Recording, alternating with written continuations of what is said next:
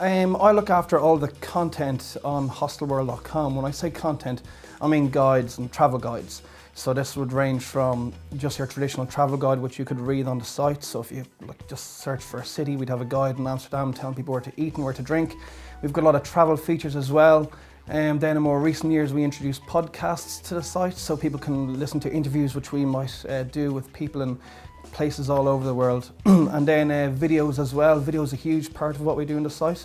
And then the blog as well. We do social media is big, so we look after the blog as well. And then aside from that, I also look after all our social media. So we're very active on sites like Facebook and Twitter. In 2009, the videos which were very first videos that we introduced, they were called 10 Things You Need to Know. So it's 10 things you need to know about Dublin, 10 things you need to know about London, whatever the case may be. And in 2009, they won a Webby Award. And the Webby Award are, they're the Oscars of the internet industry. You know, it's a big gig, went over to New York and Cameron Diaz and all these people were at it. So it's a big, huge gig. That was in 2009 though. But then with the videos so they were doing well first, but then we thought, right, well, they've done well. We just can't keep churning out these 10 things you need to know videos. We need to do something new and be innovative again, even if it's still with video. So we introduced these videos called How to Save Money videos. So the reason they were introduced was, it was just to give something new. It was really targeted towards our target market.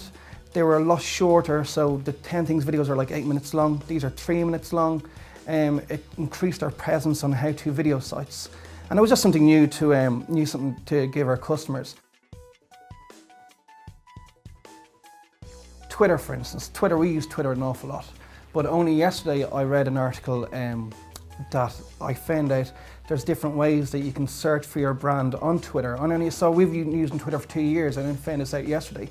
So if you go to, if you go to search.twitter.com and you click on advanced search, you choose any brand that you can think of that's on Twitter, of course. And then if you put a colon and a right bracket beside it, so a smiley face, it will show you all tweets that are in a positive manner.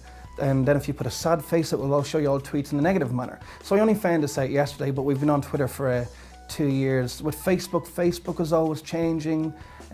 So in terms of social media, I just love how you just need to you just need to keep your finger on the pulse, really.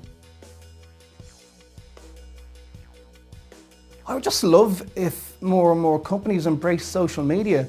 I don't think people realise the power of social media and that it really doesn't take that much time. I did a kind of just out of interest, a survey of restaurants in Dublin there recently, and it was it chose 50 restaurants.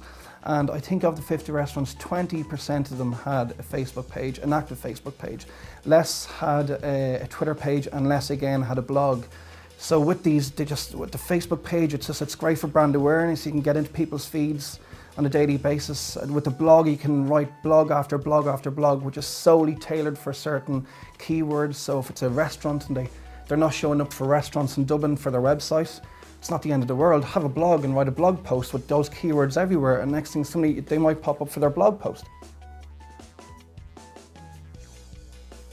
Only recently, we ourselves at HostelWorld, we launched a different site called bedandbreakfastworld.com. That was in May 2009. That's going really well for us. Last September, we revamped all our language sites. So in the past, let's say the German version of HostelWorld.com was solely just product there, that was it. Whereas now we've got videos have got subtitles, we've translated a lot of our guides, and we've done that for German, for Italian, French, Spanish, Portuguese. You need an interest in what you do. So if you're a web designer, you need to be apart from the website that you work for. It's important to maybe to have your own projects on the side. For me, in terms of what I do in social media, I use social media a lot in work, but I'm interested in social media personally as well.